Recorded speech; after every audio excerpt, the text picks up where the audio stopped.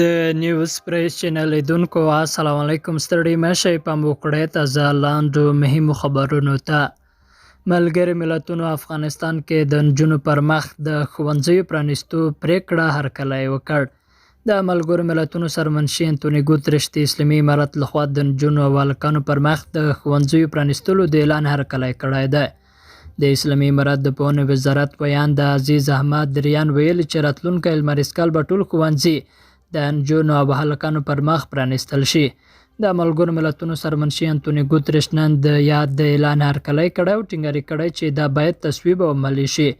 ګوتریش ټینګار کړی چې د نجونو او هلکانو پر مخ باید د زده کړو ټولې دروازې خلاصې شي ترڅو د خپل ظرفیت لوړولو لپاره زده کړې وکړي. نجونو او هلکانو ته ښوونځي او پوهنتون ته د تګ اجازه ورکول د اسلامي امارت څخه د نړیوالو ټولنې یوه مهمه غوښتنه ده. او ملګري ملتونو افغانستان سره د بشري مرستو پر دوام ټینګار کړی. د ملګرو ملتونو د سرمنشي مرستیال او د بشري مرستو همغږي کوونکي ډاکټر رماز په خپل راپور کې له افغانستان سره د بشري مرستو پر دوام ټینګار کړی دی.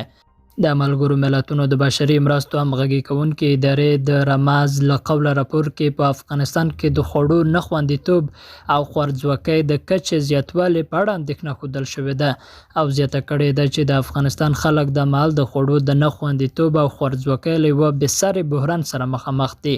نوموړي زیاته کړې چې د 2020 کال په جولای میاشت کې له سخت لوږې سره مخامخ خلکو شمېر 14 میلیون و، خو د 2020 تر مارچ میاشتې پورې دغه شمېر 23 میلیونو کسانو ته زیات شوی دی.